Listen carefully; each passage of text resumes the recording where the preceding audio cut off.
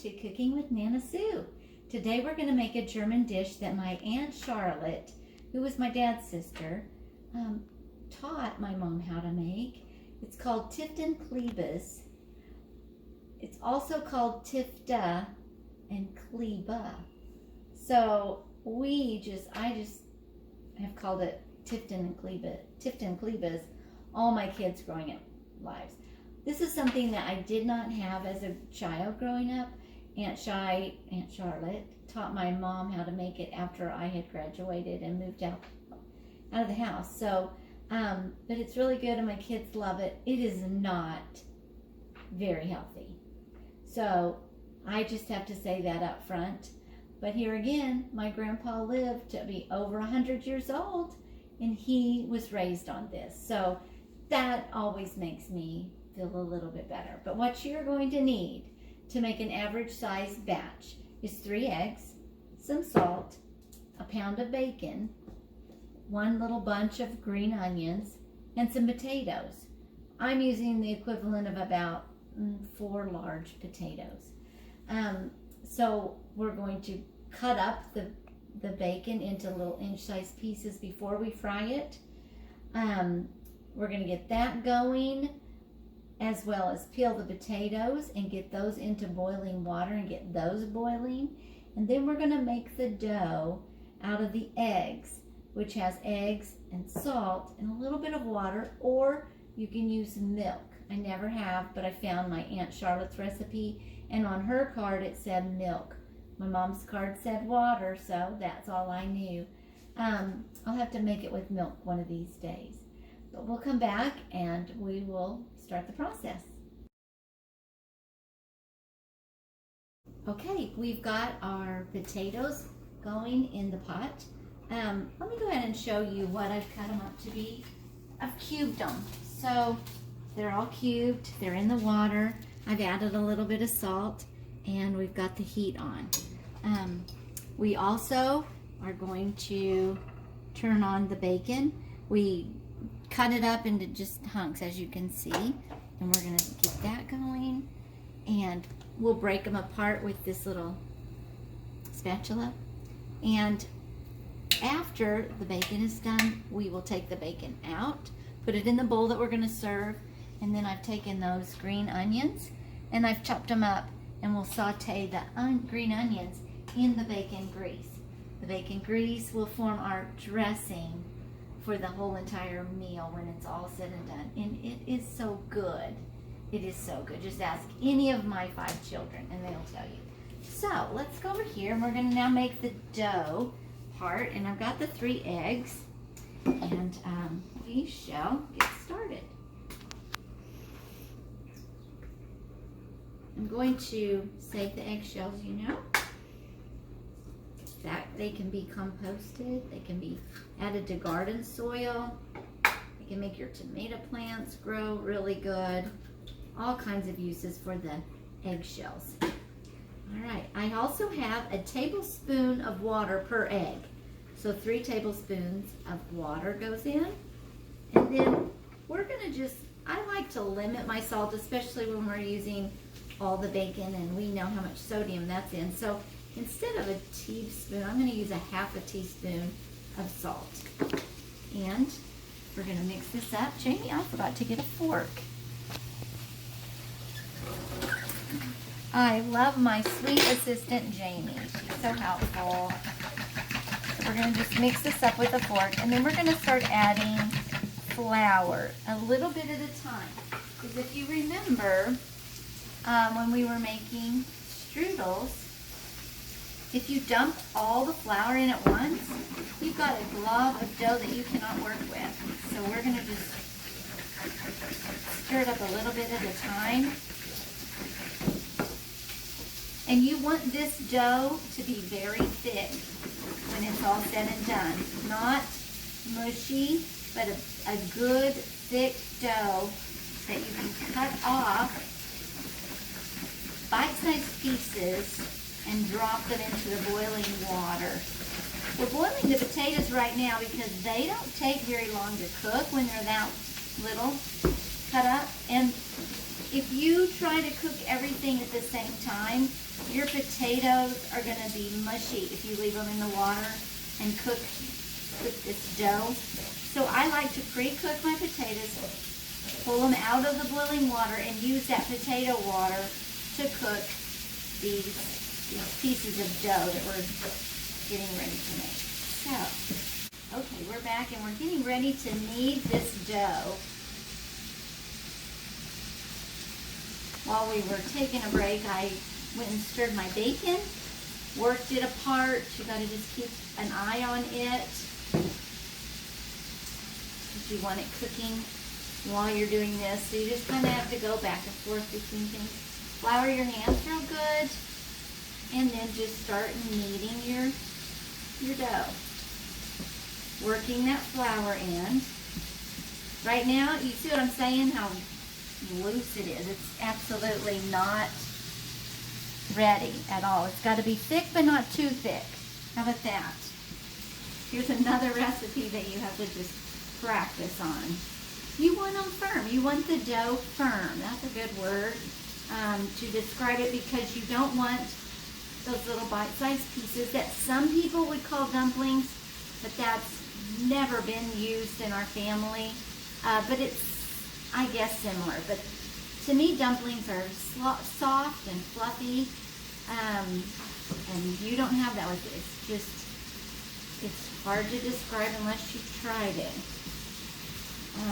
But here again, like the strudel dough, when you let it set a minute, it gets softer. And then, so you're just finding, even when you go to cut it, because we're going to cut it into 4 pieces, it's easier to work with that way, cutting it off. Because my aunt had a very interesting way of cutting it, which she learned from her mom. So my advice, because you're going to watch me do that and you're going to say, oh my, you don't want a real sharp knife when you do this, because you'll cut your hand. So I guess it's just something that I don't know if Grandma learned it from her mother-in-law, probably so. But it's an interesting way to get the cuts of dough into the water. Okay, we're gonna come over here, Jamie, and we're gonna separate our bacon for a little bit. Check on it. Stir it up. Wish you could smell it. I love fried bacon. It's starting to cook up real good. It, to me, was the perfect mixture of meat and fat, because you want some fat, because that's what makes your grease that you're going to use as a dressing. Remember, I never said this was a healthy meal. Okay. We'll keep kneading, and then I'll come back when we're ready to cut. Okay, so we've been kneading the dough for about, 10 minutes now, off and on. I've been periodically stopping to stir this bacon, so you can see how it's doing really great. It's crisping up. I've turned down the heat to below medium, so that grease is so hot it will still cook your bacon. You don't want your bacon burned. But it's just about ready to take out, and we're going to put it in its own little bowl and let it set there while we saute the green onions into that. Now let's look at these potatoes. The water's slowly starting to boil, and they are, let's just see, they're still pretty tough. So I'm going to leave them in there for about 5 more minutes. One thing about potatoes is, as long as you don't drench them in cold water, they will keep cooking. So I'm going to remove them from this water with this little sieve, put them in here, and they'll still continue cooking and getting softer. So you don't want them mushy where they're just like mashed potatoes. I've done that before, and it's still okay, but it's not the best. That's why I cook it separately from the dough. But we're just about ready to take the bacon out, so we'll come back. Okay, we're ready to take out the bacon. Got another one of these handy dandy things. I love them. We're just gonna lift it out of the bacon grease. I've turned off the heat on the bacon because it's too early to saute the green onions.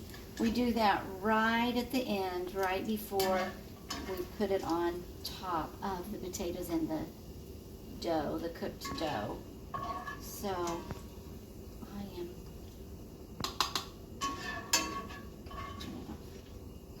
okay. We're going to check these potatoes, and yeah, the knife goes in pretty easy. So we're going to pull these out and just put them over here in this bowl. This will be our serving bowl. So when you mix everything up in here, you just want to make sure you have a big enough bowl. Okay, our potato water is still boiling because it needs to be when we're putting our dough in. We've been kneading this. I've been kneading it on and off for, it's probably been 15 minutes now. And it's very firm, very firm. If you can see that, I don't know. It's just, when you can hardly knead it, you know you've arrived there. So what we're gonna do now is cut it into 3 or 4, whatever you want to do. We're going to do 4 parts, and let those go and fall out as they sit in a minute. And sometimes, like I said earlier, as it sits, it gets real soft and pliable. So you have to do this to each little piece to just add a little bit more firmness to the dough. All right, you ready to watch this? Now make sure you don't have a really sharp paring knife, but you want to work it out to where it's, my aunt says in her recipe card, kind of like a banana shape, okay? So if you can imagine, we're gonna do that. I'm gonna come over here, Jamie. Got my paring knife, and the water's boiling, and we're just gonna take little, she says, finger size bits of dough, so, and drop it in that hot water. You're going to do this with all the dough, and when they're getting close to being done, they'll float to the top. Right now they sink to the bottom. You can see that. Soon they will float up to the top. So I hope I'm showing you good enough. Little bite-sized pieces. All right, we'll do the rest. Okay, we're down to our very last one, and on each one I have had to add more flour and knead it. So I'm going to just show you that. They just get real soft, and you can tell the difference when you're doing this. And remember, we didn't add any leavening agent like baking soda or baking powder to this at all. It's just the egg, the water, and the salt. But if Jamie will come over here, you will see how they're puffing up. And it doesn't take them long to rise to the top, but that doesn't mean they're completely done. So what I like to do is cook them 10 minutes longer after I put the last dough in. And I check them too. By cutting one open and just making sure it's not too doughy in the middle. So, see why you don't want a sharp knife? You don't want to cut your hand open. All right.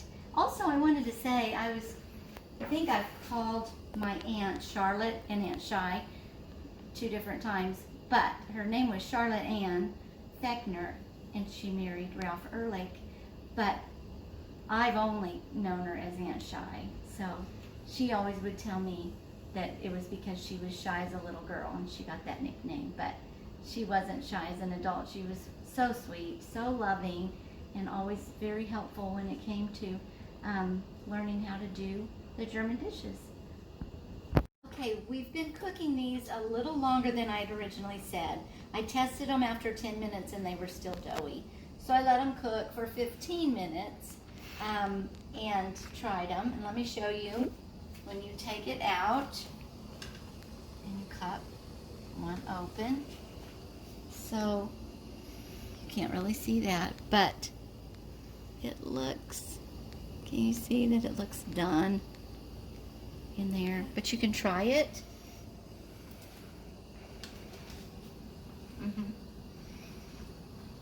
It's ready. So what we're going to do is go ahead and turn our bacon grease back on to medium heat.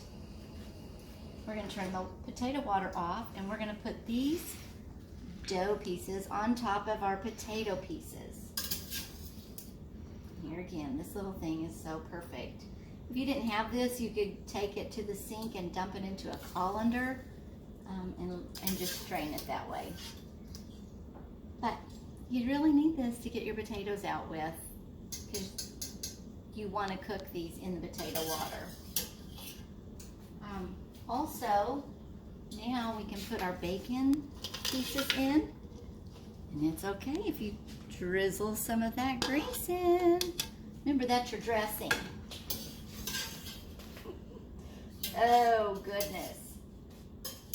How did Grandpa live to be 100 and almost one? Almost. Okay, so now what we're going to do is saute our green onions, and we will be ready to dump it on there. Not quite as hot as I thought it would be, but we're going to saute those up and then pour it over. We'll come back. Okay, we've been sauteing the onions for maybe 5 to 6 minutes, and get a look at Jamie on how it's looking. You want them not burned, but you want them to be real soft too. But I think they're perfect. So we're going to take that, all of that, all of this goodness. You ready? Jamie, are you ready for this? Mm-hmm. Oh my goodness, I told you from the beginning this was not healthy. But that's still good, and every once in a while, I'm going to just stir it up. Every once in a while, this is not going to hurt to eat something like this. Now, I know that my grandpa worked hard. He worked on a farm, so he could do stuff like this and live to be 101 almost. So just make sure you, that is so good. And you just get spoonfuls of it, put on your plate.